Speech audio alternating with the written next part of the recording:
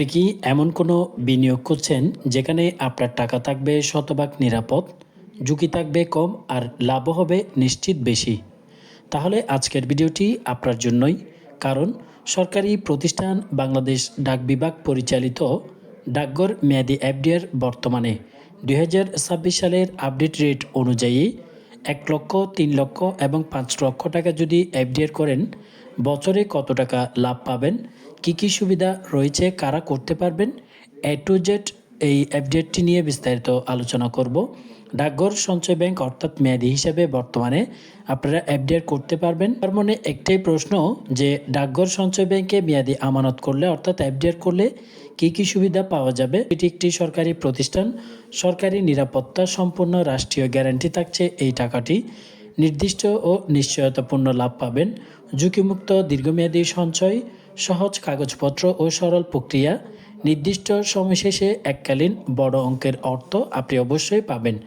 বিশেষ করে যারা নিরাপদ বিনিয়োগ চান, অবসরকালীন সঞ্চয় করতে চান বা বড় অঙ্কের টাকা ভবিষ্যতের জন্য রাখতে চান, তাদের জন্য ডাকঘর মেয়াদি এফডিআর একটি শক্তিশালী অপশন হতে পারে। তো চলুন এবার বিস্তারিতভাবে আমরা দেখে নিই 2026 সালের সর্বশেষ আপডেট অনুযায়ী লাভের পরিমাণ কি দেয়া হচ্ছে। সরাসরি চলে আসলাম বাংলাদেশের জাতীয় সঞ্চয় অধিদপ্তরের যে ওয়েবসাইট রয়েছে, ওয়েবসাইটেই সর্বশেষ তথ্য দেওয়া রয়েছে। তো আপনারা এখানে যে সঞ্চয় স্কিমগুলো দেখতে পাচ্ছেন, এখানে সমস্ত স্কিমগুলো দেওয়া থাকবে। আপনারা নিজেরাও ক্রোম ব্রাউজারে গিয়ে দেখে নিতে পারবেন। স্কিমগুলোর মধ্যে এখানে যে হিসাবটি রয়েছে ডাকঘর সঞ্চয় ব্যাংকের সাধারণ হিসাব এবং মেয়াদি হিসাব।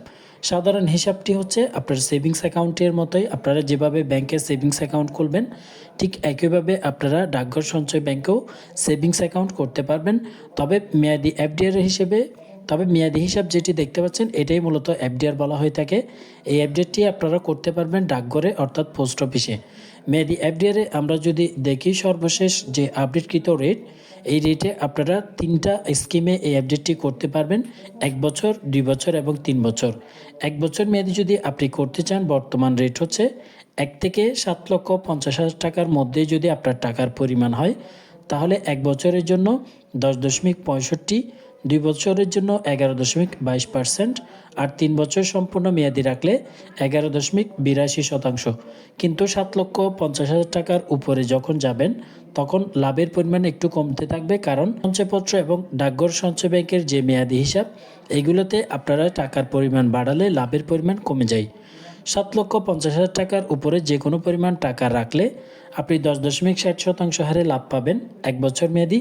2 বছর মেয়াদি হলে 11.16%, 3 বছর মেয়াদি হলে 11.77%। আমরা যেহেতু 1 লক্ষ, 3 লক্ষ এবং 5 লক্ষ টাকার ক্যালকুলেশন করব, তাই আমাদের জন্য প্রযোজ্য রেট হচ্ছে এই তিনটা: 10.65, 11.22 এবং 11.82। চলুন তাহলে 1, 3 এবং 5 লক্ষ টাকায় কত টাকা লাভ পাবেন। বাংলাদেশের 18 বছরের ঊর্ধ্ব বয়সী যে কোনো নারী পুরুষ এই সঞ্চয় স্কিমের আওতায় আসবেন অর্থাৎ এফডিআরটি করতে পারবেন। তো 1 লক্ষ টাকায় আপনি যদি 1 বছর মেয়াদকালের জন্য এফডিআর করেন 10.65% হারে আপনি 1 বছরে লাভ পাবেন 10,650 টাকা। যদি আপনি 1 লক্ষ টাকা 2 বছর সম্পূর্ণ মেয়াদি রাখেন 11.22%-এ 22,440 টাকা।